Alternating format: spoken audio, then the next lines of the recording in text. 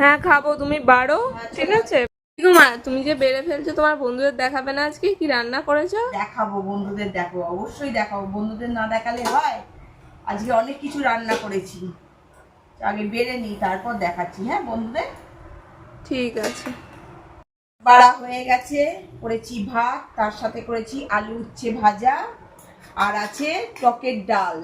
দেখ একটুখানি রয়ে গেছে, আজকে একটু কমই হয়ে গেছে করা, তোর বাবা খেয়ে গেছে আবার। আর তার সাথে করেছি আলু ঢেঁড়সের তরকারি, এই যে তোর পাতে দিয়েও দিয়েছি। ঠিক আছে। আর আছে সাথে গুড়জাউরি মাছের ঝাল। এখন দেবো না পরে দেবো? না না, পরেই দাও, এখন দিতে হবে না। আজকে দেখ না, তোর বাবাকে আর মাছ আনতে বললাম না, অল্প একটু মাছ ছিল ওই দিয়েই আজকে করে নিলাম। হ্যাঁ হ্যাঁ, লেগে বেশি আবার। তোর বাবা একটা খেয়ে গেল, আর তোর একটা, আমার একটা, আর একটা ঘিরো ছিল, ওইটা ঝালে দিয়ে দিয়েছি, বুঝলি? ঠিক আছে, চলে খেতে বসে যা। হ্যাঁ তুমি খাওয়া শুরু করো, আমি আসছি। ডালটা ভালো হয়েছে রে রানী। হ্যাঁ বললাম তো, বেশ হালকা টক হালকা মিষ্টি। আমি ভাবছিলাম বোধহয় টক হয়ে যাবে, না না, একটু তরকারি দিয়ে খাই।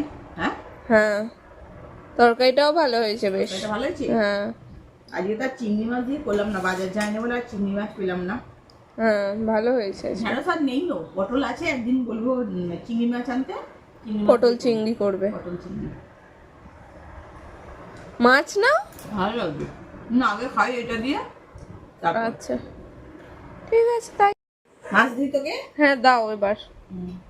মাছটা খেয়ে দেখ কেমন হয়েছে। কাইটা তো দেখে মনে হচ্ছে ভালোই হয়েছে। কাইটা বেশি হয়নি, অল্প হয়ে গেছে কাইটা, একদমই অল্প হয়েছে। অনেক কিছু করেছি বলে নয়, এই ভাই কাইটা করলাম না, আমি মুড়োটা নিই, বুঝলি?